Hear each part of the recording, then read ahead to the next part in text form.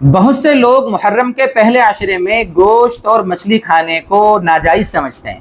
وہ سمجھتے ہیں محرم کے پہلے عشرے میں گوشت مچھلی نہیں کھانا چاہیے۔ بہت سارے لوگ تو یہ قربانی کا مہینہ اس سے پہلے گزرا، 10، 11، 12 ذی الحجہ کو ہم نے قربانی کی تھی، تو قربانی کا گوشت بھی محرم تک لے جا کر اگر کوئی محرم میں کھائے گا تو گناہ ملے گا۔ محرم میں گوشت کھانا، مچھلی کھانا خاص طور سے پہلے عشرے میں حرام ہے، ایسا لوگ سمجھتے ہیں۔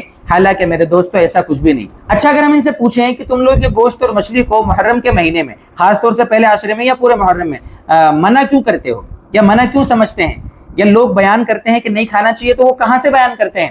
تو تحقیق سے پتہ چلا کہ وہ کہتے ہیں یہ ماتم کا مہینہ ہے، اس میں نبی صلی اللہ علیہ وسلم کے نواسے حضرت حسین کو اتنی بے دردی سے شہید کیا گیا تھا، اور آپ مطلب یہ کہ کتنے بے غیرت ہے کہ گوشت کھا رہے ہو، مچھلی کھا رہے ہو، ماتم مناؤ، لوگ ایسا کہتے ہیں۔ لیکن میرے دوستو، ماتم کے طور پر اس طریقے سے کھانے پینے سے بچنا یہ گناہ ہے، اس لیے کہ ماتم کا مہینہ ہے ہی نہیں محرم۔ یہ ماتم تو شیعہ کرتے ہیں، اسلام کا حکم نہیں ہے۔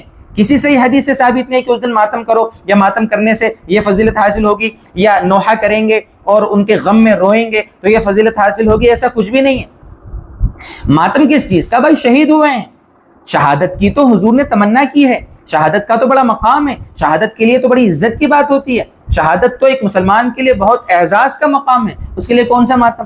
اللہ کے نبی نے جس کی تمنا کی کہ میرا من کرتا ہے، میری چاہت ہے کہ میں اللہ کی راہ میں شہید کر دیا جاؤں، پھر زندہ کیا جاؤں، پھر شہید کیا جاؤں، بعض روایتوں میں تو 10 مرتبہ تمنا کرنے کا ذکر ہے۔ تو میرے دوستو، یہ تو ایک بہت بڑا اعزاز کا مقام ہے، اور اس کے لیے ماتم کس چیز کا؟ ماتم بالکل نہیں کرنا۔ ماتم سوگ تو اس عورت کے لیے ہے جس کا شوہر مر جاوے کہ بھئی تو 4 مہینے 10 دن تک سوگ منا، اس کے لیے سوگ ہے۔ اور اگر کسی کا اپنا انتقال کر جاوے تو 3 دن تک کے لیے سوگ ہے، غم منائے، لیکن اس کے سوا کسی کے لیے ماتم منانا شریعت میں بالکل جائز نہیں۔ اس لیے کوئی ماتم کی ضرورت نہیں ہے۔ آپ کو جو اچھا لگے کھائیں پیئیں، کوئی مسئلہ نہیں۔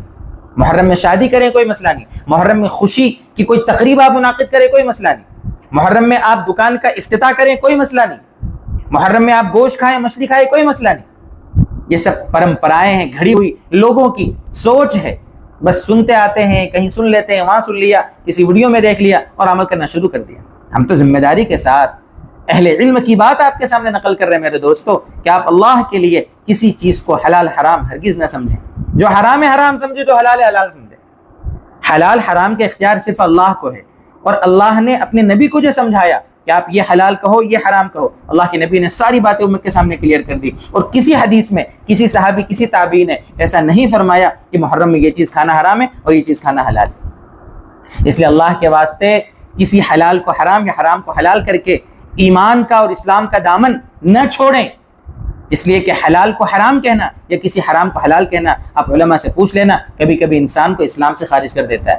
اس لیے کہ حلال و حرام متعین کرنے کا اختیار صرف حضور کو ہے، شریعت کو ہے، اللہ کو ہے۔ تو یہ کچھ بات تھی جو میں نے آپ کے سامنے شیئر کی، اس لیے خلاصے کے طور پر یہ سمجھے کہ محرم میں گوشت مچھلی کھانا جائز ہے، جو حلال ہے وہ ساری چیزیں حلال ہے، ان کو کھانا جائز ہے، جو حرام ہے ان کو ہر مہینے میں، ہر وقت، ہر حال میں کھانا حرام ہے۔ یہ کچھ باتیں تھیں جو میں نے آپ سے شیئر کی، اگر آپ کو سمجھ میں آئی ہے اپنے دوستوں میں بھی شیئر کر دیں۔ اللہ مجھے آپ کو سب کو نیک توفیق عطا فرمائے۔